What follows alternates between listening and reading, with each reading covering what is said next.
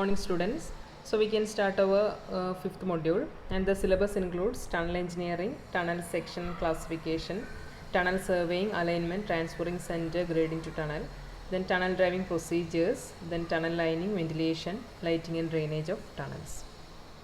So we can start with introduction of tunnel engineering. So I think all of you are familiar about tunnels. Okay. So tunnel means tunnels are artificial underground passage used for transportation and can be used for carrying cargo and passengers, and also for carrying water, sewage, etc. Okay, so these tunnels are artificial underground passage which is used for transportation. And the first tunnel was constructed by Egyptians and Babylonians about 4000 years ago. It was built to connect two buildings in Babylon. Okay, and the length, width and height of the tunnels were 910 meter, 360 centimeter, 450 centimeter respectively. Okay, the length, width and height. And the methods involved are underground operations, which is known as tunnel driving.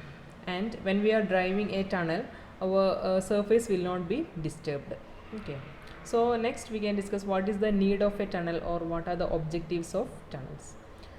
So when our lane encounters any obstacle like mountains, so in order to avoid bypassing this mountain, this obstacle, we are constructing this tunnel through the mountain. Okay, that is one situation. That is, if there is any obstacle in our lane, for example mountain, we have to bypass this obstacle. So the length of our lane will be increased, and also cost of construction will be more. So in that situation, to avoid this bypassing, we are constructing a tunnel through the obstacle. So that is one situation. Second, the tunnels are built sometimes to overcome a water obstacle. Okay, that is as a replacement for building a bridge above the water. So in order to avoid this building of bridge above the water, we are constructing a tunnel. Okay. Next, we are constructing tunnel to connect between military posts, so that the movement between them will not be visible for the enemy. That is, since we are using this tunnel as a mediator between two military posts, the movement between them will not be visible. Okay, so in the case of military purpose, we are using this tunnel. Next, these tunnels are built as an infrastructure like electricity cables, water communication and sewage, to avoid damage and disruption above the ground. Okay, so for building infrastructure like electricity cables, water communication and sewage, also we are constructing tunnels. So these are some situations where the tunnel demands its purpose. Next is advantages of tunneling. First one, tunnels are more economical than open cuts beyond certain depth. Beyond certain depth, it will be more economical. And tunnel avoids disrupting or interfering with surface life and traffic during construction. It will not disrupt or disturb the adjoining surfaces. And tunnel proved to be cheaper than bridges or open cuts to carry public utility services like water, sewer and gas. Okay, it is cheaper than other facilities. And if tunnels are provided with easy gradient, the cost of hauling is decreased. Next advantage, the safety of tunnel construction has considerably increased by the improved modern methods of construction and equipment. That is, nowadays there are so many advanced equipments and construction methods, so the safety of tunnel construction is increased. And there is freedom from snow and iceberg hazards. There will not be hazards like snow, icebergs, etc. We can have protection from the snow and iceberg. And there is overall reduction in cost because of shortening the distance. So usually we are avoiding bypassing by constructing this tunnel, so it will decrease the overall cost because our path is shortened. Next, tunnel avoid interference with surface and air rights. Okay, so these are the advantages of tunnels. And there are some disadvantages also. That is, the initial cost of construction is very high because we are using high equipments and technologies. So the initial cost will be high, and it is necessary to have skilled labor and technical supervision for the construction.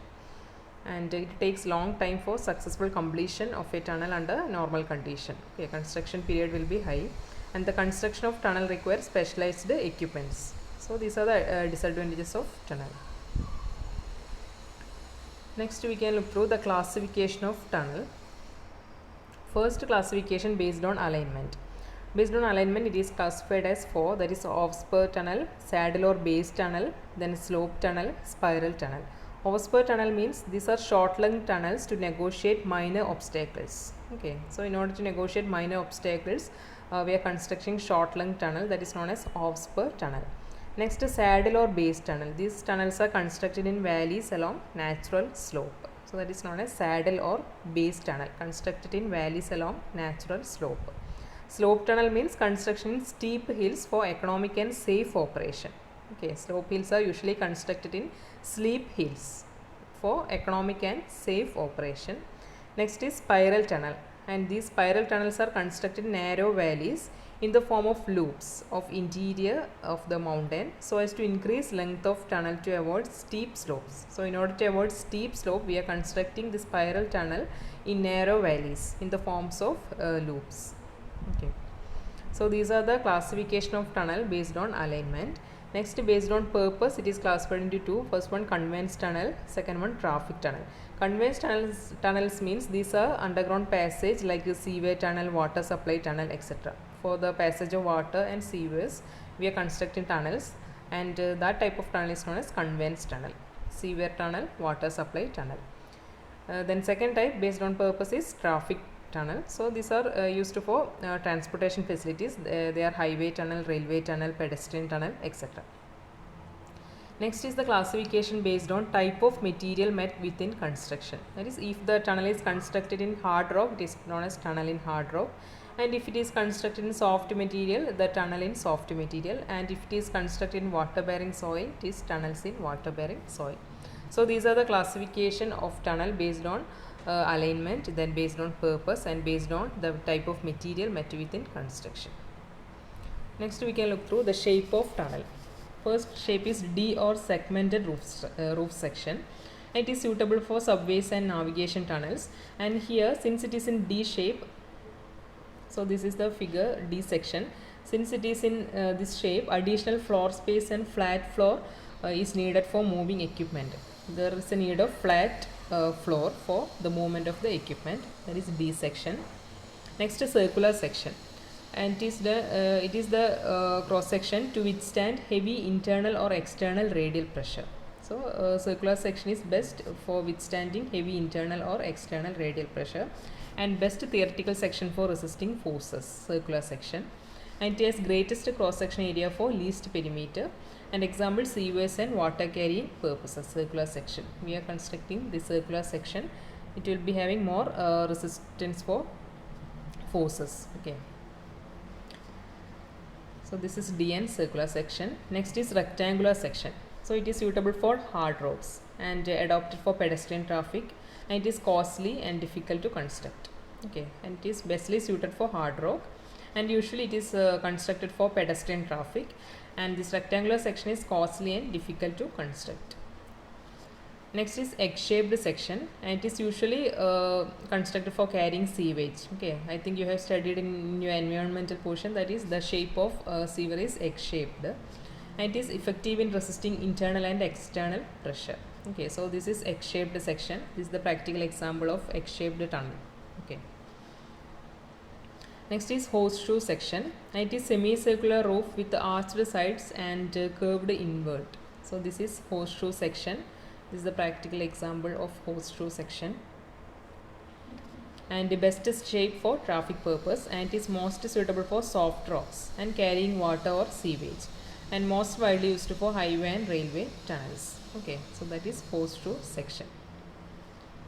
So these are some of the shapes of tunnel: horseshoe section, then there is egg shape, then rectangular section, D section, and circular section. Okay, so this is about the introduction of tunnel engineering. Thank you.